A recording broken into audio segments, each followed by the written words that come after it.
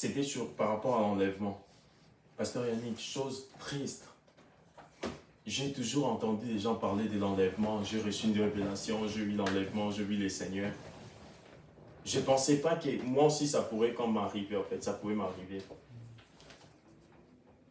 Pendant que je dormais, c'était vraiment comme l'appel à l'hôtel. Les services étaient comme là, il n'y avait même pas de confinement encore à cette époque-là. C'était l'année dernière en fait, bien avant même le confinement.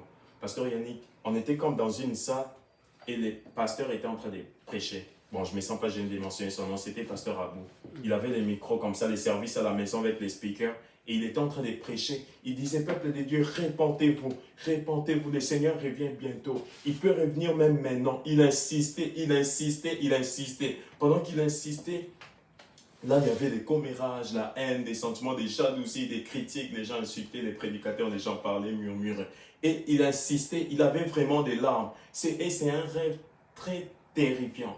Très terrifiant. Ça m'avait vraiment effrayé. Sous ma couche, pendant que j'ai dormi, je sentais, il prêchait, il pleurait vraiment. Il versait des larmes, il disait, peuple de Dieu, repentons-nous, repentons-nous. Et il a levé sa main, il a dit, c'est vraiment, prenez ça comme une dernière opportunité, en fait, de vous consacrer au Seigneur. Parce qu'on n'a pas le temps de jouer, on n'a plus le temps de jouer, le temps de blaguer. Et il insistait, pendant qu'il insistait, les gens tremblaient, les gens parlaient en langue, les gens priaient.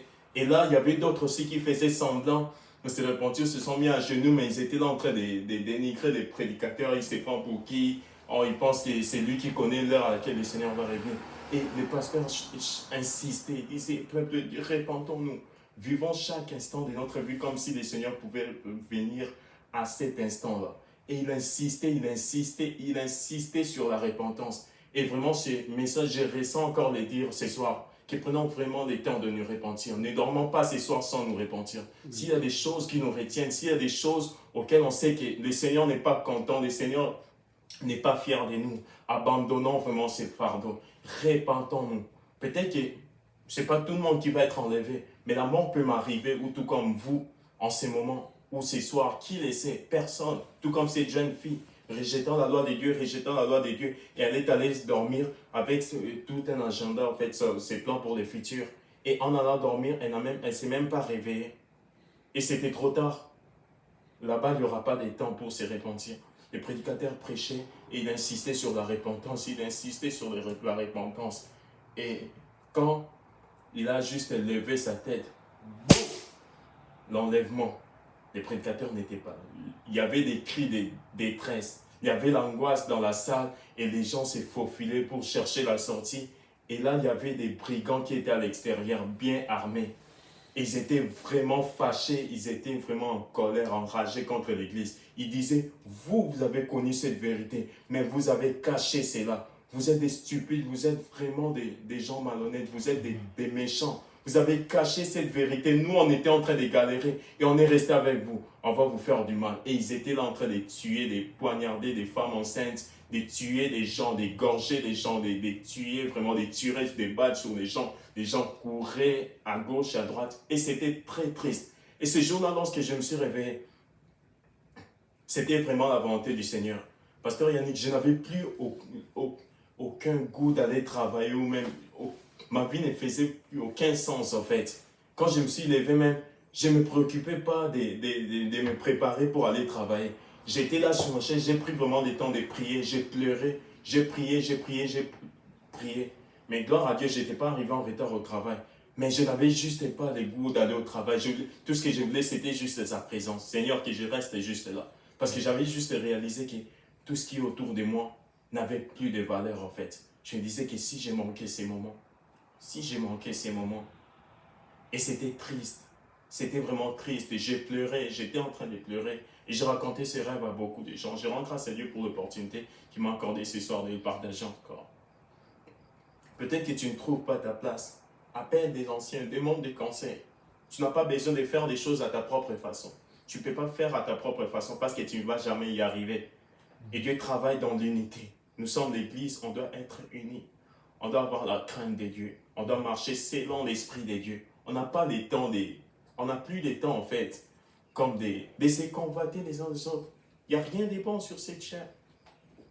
Je meurs ce soir, mes vêtements, c'est quelqu'un d'autre qui va les prendre.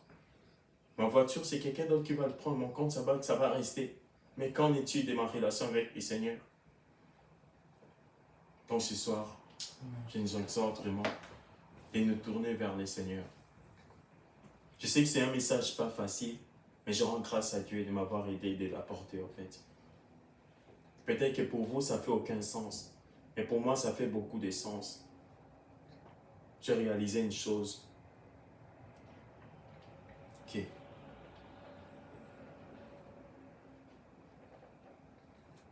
Lorsque nous voulons faire à notre façon, on est toujours perdant et on ne va jamais y arriver.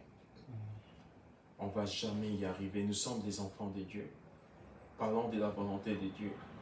Que quand les gens nous voient, ils doivent voir Christ qui est reflété en nous. Ils doivent voir Christ qui est reflété en nous. Nous ne sommes pas des ennemis. Si on n'est pas en mesure de s'aimer les uns les autres, est-ce qu'on ira faire quoi à l'extérieur quand nous allons évangéliser les gens? Si entre nous, on n'est pas en mesure de nous aimer les uns les autres. Si on n'a pas une vie de repentance, nous allons à l'extérieur proclamer quoi aux gens? Qu'est-ce qu'on va leur dire?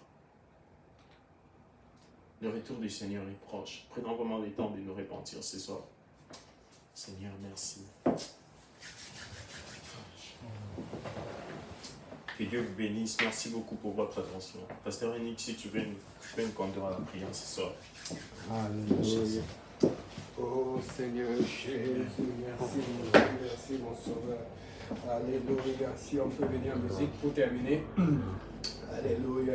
J'ai retenu deux choses particulières. La première chose, c'est son titre. La volonté de Dieu. Amen. La volonté de Dieu. Amen. Comment je pourrais expliquer ça plus facilement? Nous vivons tous avec quelqu'un.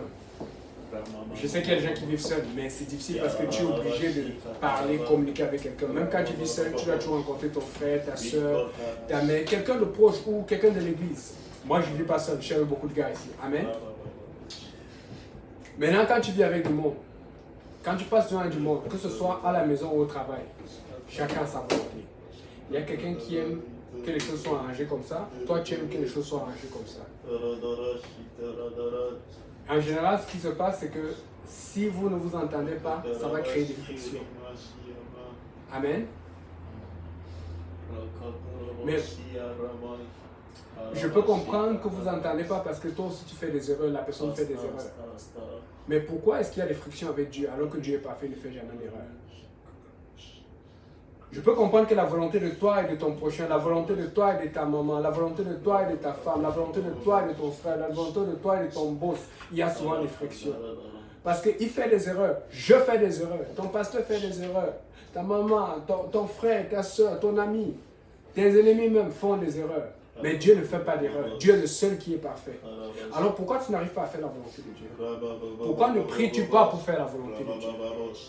Pourquoi ne demandes-tu pas à Dieu la force pour faire sa volonté? Est-ce que tu veux faire la volonté de Dieu? C'est quelque chose de ne pas être capable de faire la volonté de Dieu, mais c'est quelque chose de demander à Dieu, Seigneur, je vais faire ta volonté. Est-ce que tu demandes à Dieu que je vais faire sa volonté? Est-ce que tu te mets dans le cas? Est-ce que tu te disciplines dans la lecture de la Bible, dans la parole, dans l'évangélisation? Est-ce que tu fais les efforts pour faire la volonté de Dieu? Qu'est-ce que tu fais pour faire la volonté de Dieu? Frère Brunet disait tout à l'heure, les gens se plaignent. Oh, je ne suis pas arrivé, Seigneur. On crie toujours après les rêves, puis on accuse l'église, on accuse. Qu'est-ce que tu as fait pour faire la volonté de Dieu? Et pour terminer, la deuxième chose qui m'a beaucoup touché quand il m'a dit, c'est ceci. Oh, ça c'est quelque chose avec lequel je me suis tiraillé il y a, je ne sais pas, 7-8 ans. Et ça m'a aidé à avancer dans le Seigneur. Il a dit, quand il a eu ce rêve, il n'avait plus envie d'aller travailler. Frère Brunet, je sais exactement ce que tu as ressenti. Quand il a eu ce rêve, il n'avait plus envie de rien faire du tout. Mais il n'est pas arrivé à retourner au travail. Vous savez pourquoi je travaille aujourd'hui? Vous savez pourquoi j'aime mon travail? Vous savez pourquoi j'aime mes sorties? Vous savez pourquoi j'aime mes activités? Parce que dans ma tête, c'est pour faire la volonté de Dieu. Avant, je n'avais pas la bonne vision. Ma vision était d'abord pour mes amis, pour ma famille, pour mes proches. Premièrement, la chose qui me motive aujourd'hui, pour aller travailler, pour aller faire n'importe quoi, pour manger, pour sortir, pour me promener, la chose qui me motive, c'est la volonté de Dieu. Qu'est-ce qui te motive aujourd'hui? Oh Seigneur Jésus, alléluia. On On va adorer un peu, on va adorer un bon 5 minutes et puis après on va conclure le service. Bon le Seigneur. Alléluia Seigneur Jésus. Oh, Rababa Shoto.